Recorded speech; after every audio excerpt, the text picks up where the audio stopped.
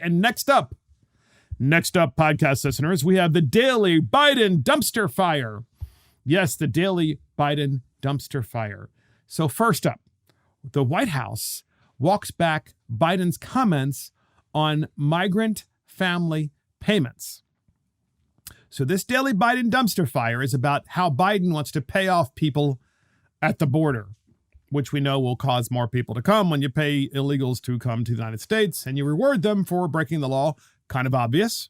So in the Hill newspaper, the White House on Thursday walked back President Biden's comments from the day before that the administration would not be paying migrants separated at the border during the last administration's $450,000 each. So to restate this, Biden could pay as much as $450,000 to migrants who were separated at the border, separated from their children by the Trump administration. Quote, if it saves taxpayer dollars and puts the disastrous history of the previous administration's use of zero tolerance and family separation behind us, the president is perfectly comfortable with the Department of Justice settling with the individuals and families who are currently in litigation with the United States government. White House Principal Deputy Press Secretary Karine Jean-Pierre told reporters. Biden on Wednesday was asked about the reports that his administration was contemplating a payment of roughly $450,000 per person for separated migrants, parents, and children. That's not going to happen, Biden told reporters. Jean-Pierre, Biden's spokesman, on Thursday, asserted Biden was reacting specifically to the $450,000 figure that was mentioned when he asked about it.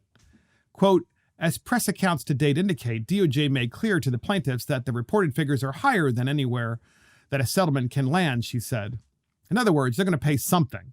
$450,000 may be too high, but they're going to pay these people who broke our laws some kind of money.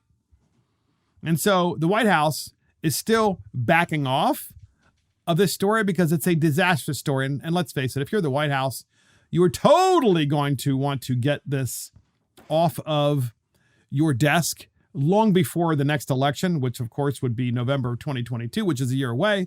You surely don't want to be able to continue talking about this. What you want to do is you want to quietly pay these people off. Because if you quietly pay these people off, then maybe that will stop the flipping of many Hispanic communities from Democrat to Republican. And if you're a Democrat and you pay off people who are here illegally, I'm sure they're going to vote for you.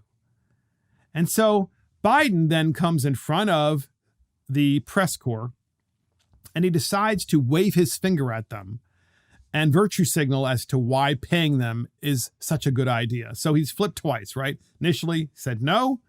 Then his Jean-Pierre press secretary said yes. And now Biden is saying, well, you know, it might be something, and how dare you even question me? Well, we had that clip, podcast listeners, and here it is. That this report about migrant families at the border getting payments was garbage. No, I didn't say that. Let's get it straight. You said everybody coming across the border gets $450,000. So the number was what you had a The problem number I was referring to. Okay. Now here's the thing. Sure. If in fact, because of the outrageous behavior of the last administration, you coming across the border, whether it was legal or illegal, and you lost your child, it's gone, you deserve some kind of compensation, no matter what the circumstance. What that will be, I have no idea. But you're okay with DOJ negotiating a settlement? So there you go. Clearly, Biden was coached by his staff before he went out there to act like he was and pretend as if he was really passionate about this issue. If you lost your child, as he's pointing to the reporter, and if you lost your child, you deserved, by the way, they didn't lose their child. Their children didn't die. Okay. They were separated at the border by ICE because there was concern that they were being trafficked. And that's why that happened. But if you're a Democrat, you're going to use any excuse and you're going to lie and you're going to do whatever it takes to be able to pay them off so they will vote for you.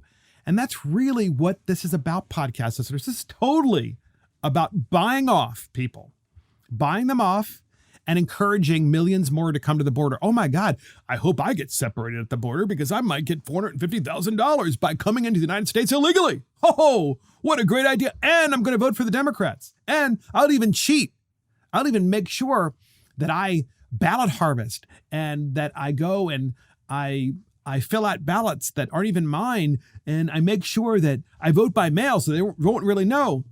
Of course, you're not supposed to be voting at all because you're illegally here.